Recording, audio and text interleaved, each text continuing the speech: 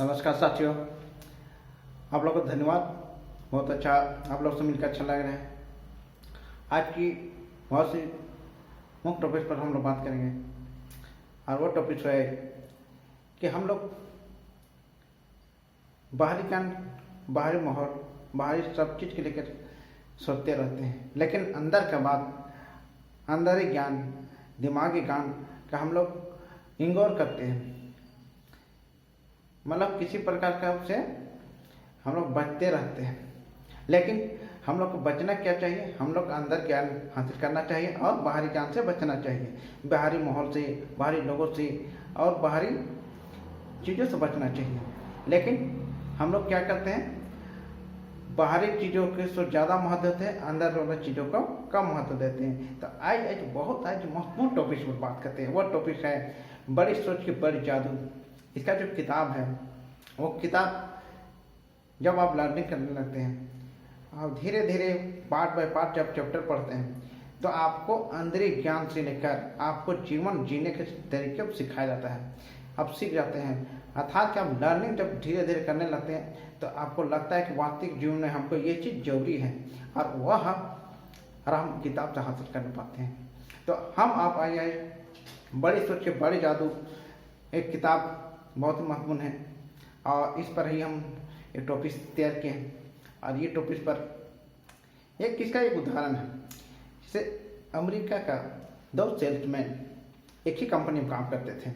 वह company training से लेकर प्रोडक्ट से लेकर सारे चीज़ में एक ही समानता के साथ वो सब कुछ करता था।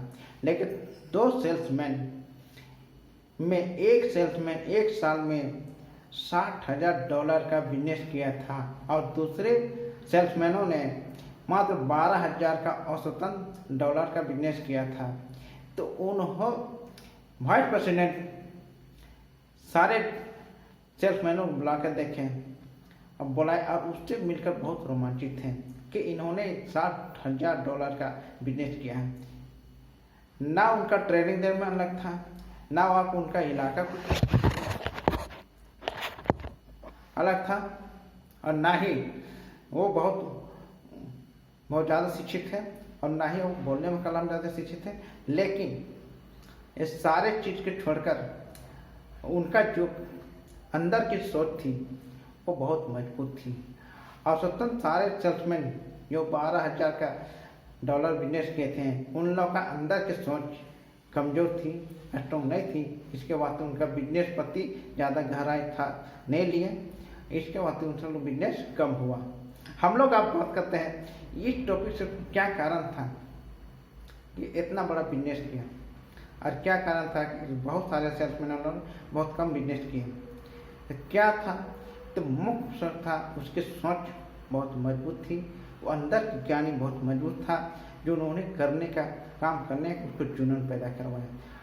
और लोगों के मान में लोगों की सोच में कमज़ोर थी, लोग उतना सोच नहीं पाते थे, लेकिन बाहरी माहौल से प्रभावित हुए थे। इसके बाद उनका बिजनेस सही से नहीं पाया। आपकी सोच ही आपकी सफलता, आपके बैंक बैलेंस, अब दोस्तों के बैलेंस, मान सम्मान के बैलेंस, सारी सब दिला सकता है। इन सफलता का, इंसान के सफलता का महत्व उसके मस्तिष्क आकार से नहीं नापा जाता है। सफलता का आकार उसके सोच के आकार से नापा जाता है। तो दोस्तों, हम लोग सोच को ऊपर रखें, पॉजिटिव सोच रखें और पॉजिटिव सोच के साथ हम लोग जब बिजनेस में करते हैं और उसके प्रति गहराई से लर्निंग करते हैं तो हम लोग को धीरे धीरे सफलता मिलती है। लेकिन यह सफलता अस्थायी होती है। तो हम लोग बात इस पर बहुत अच्छा करेंगे। लेकिन एक टॉपिक बात और है कि जब इतना ही सोच मजबूत है, सोच बड़ी सोच से इतना बड़ा सफलता हासिल हो सकता है। हर कोई इस सफलता के लिए तो बड़ी सोच क्यों नहीं सोचते हैं? तो बड़ी सोच सोचने के लिए उनका माहौल आस पास नहीं होता है, क्योंकि आपका माहौल एक प्रोडक्ट है। आपके लोगों से मिलना जुलना, उसके बातों करना और लोगों के बीच में जो काम क्रिया होता है उससे हम प्रभावित होते हैं, वो मेरा प्रोडक्ट है, उससे हम अपना दिनचर्या तय करते हैं। अगर मेरा माहौल में नेगेटिव लोग हैं तो हम भी नेगेटिव होते हैं, अगर मेरे माहौल में अच्छे लोग हैं और बहुत आगे बढ़ने वाले हैं हम भी प्रभावित होते हैं। कहा कि अगर दोस्त अच्छे लोग मिलते हैं तो हम आगे निकल जाते हैं, अगर वही दोस्त अगर खराब लोग मिलते हैं तो हम पीछे हो जाते हैं। कहा कि अगर चोर के साथ रहने पर चोर ही बन जाते हैं, विद्वान के साथ रहने पर विद्वान बन जाता है। चाहे टाइम लगे, कुछ लगता है, लेकिन विद्वान बन जाता है। उसी प्रकार अगर आप अच्छे लोगों के साथ मिलते हैं, अच्छे विचार को सुनते हैं, पॉजिटिव माहौल में रहते हैं, तो आप उसी प्रकार के माहौल में सफलता हासिल करते हैं। तो निश्चित रूप से ये कहा जाए कि हम अंदर ज्ञान को ज़्यादा महत्व देते हुए ना कि बाहरी ज्ञान के महत्व देना चाहिए। तो इस विचार से आप रोमांटिक और हमारे जीवन में, हमारे फैमिली के जीवन में ये काम आएगा। सफलता के लिए बहुत जरूरी काम है कि आप सोचें, तो पॉजिटिव सोचें, बड़ी सोच सोचें और काम बड़ी करें। जब सोच बड़ी होती है तब काम करने की क्रिया जो कार्यकलाप होता है वो बहुत बड़ी होती है। पहले थिंकिंग, उसके बाद एक्शन, उसके बाद रिजल्ट आता है। पहले सोचना होता है, काम करना होता है, उसके बाद सफलता हासिल मिलता है।